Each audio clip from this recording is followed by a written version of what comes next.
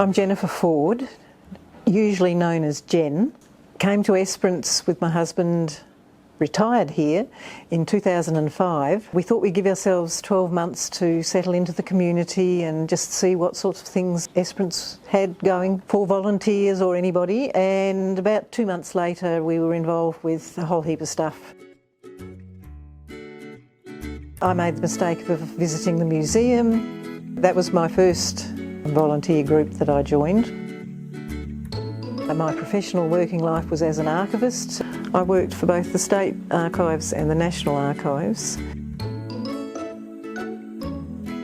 The museum sort of grabbed me with open arms. My mum was a really good CWA lady, and so I suppose it's just something that, you know, when you retire, what do? Well, you do things you like doing, and if it happens to be involved with volunteering, you do that too. And Esperance is a great place for volunteering.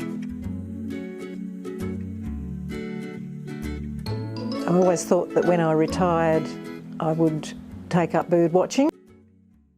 BirdLife WA had a conference in Albany, so I trotted across and discovered that there were some people from Esperance there, and they were from the Esperance Bird Observers Group, so I was very delighted to join them. The Bird Observers Group has their meetings on their outing days, so you sit around having morning tea or lunch, very important, and have your meeting.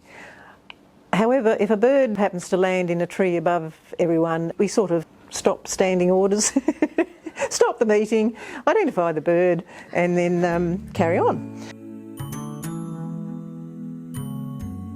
We also tie in with surveys that BirdLife Australia or BirdLife WA do, things like the Shorebirds survey in February, and then there's the Great Cocky Count. My dad always took us out to see the ducklings on the dam and that sort of thing, or if there was a tawny frogmouth flew across in front of the car at night and landed on a post, we'd stop and have a good look at it. Something else that I was going to do once I retired was to learn more about our own flora. There was a wildflower festival at the Anglican Hall probably in 2005. I went along because, wow, a wildflower festival, and of course then discovered that there was a wildflower society and sort of signed up on the day. So they have an outing once a month as well, which is really great, and help run the wildflower festival, which is also great.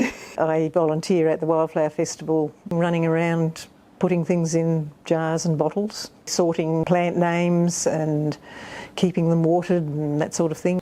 You don't have to know anything about birds.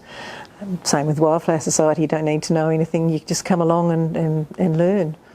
That's what I love about the volunteering for those sorts of organisations, is gaining knowledge. What I like about the museum is that I'm actually passing on knowledge, archives particularly, which I'm delighted to do because, I mean, why keep it all to yourself?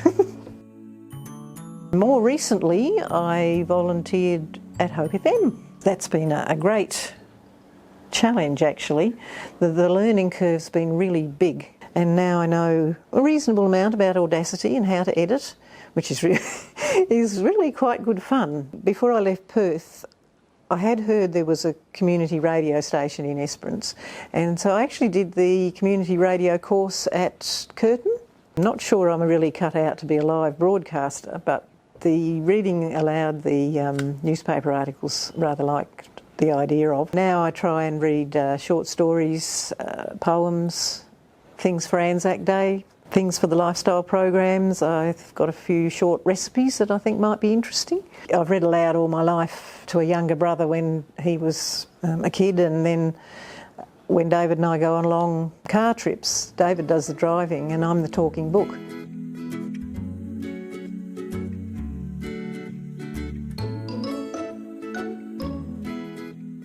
Find things that you know you're interested in, but also try things that you don't know whether you're interested in or not. And most organisations will quite understand if you come along for some meetings or some outings and then say, no, it's not me. One of the main challenges is that I'm probably involved with too many things. And my brother, particularly when I'm talking to him on the phone, he says, well, you're just going to have to drop something. And so I said, yes, that's a good idea. Now, let me think. No. I enjoy them all so much, although it is sometimes also a bit of a challenge juggling the dates. For instance, the bird group will meet on a second Sunday of the month, but the Wildflower Society might have to change their dates, and so which one do I go to? There's a Spinners and Weavers Association, but they meet on a Friday, which is the same day as Port Patches, which is a craft group I belong to, and then I'm in Rotary. Yes, ukulele group. We don't just go along and learn new songs or practice songs and so on. We also do gigs. We were at the opening of the new jetty. The seniors had a Hawaiian evening. We were there. Often for Christmas are the entertainment for the men in sheds, and they offer us Christmas dinner. So there are some perks to being volunteers. What do I get out of it? Just helping things in the community is always nice. I'm not really a gregarious sort of person. I don't particularly like large, just social gatherings, but if I'm doing something that's actually involving, I don't know, passing round the cake or doing the dishes, scribing for one of the botanists, identifying a bird. I find that, well, I love it, and I think it's useful as well. I think the best thing about volunteering for me is that I'm passing on useful knowledge and that I'm gaining useful knowledge that I can then pass on.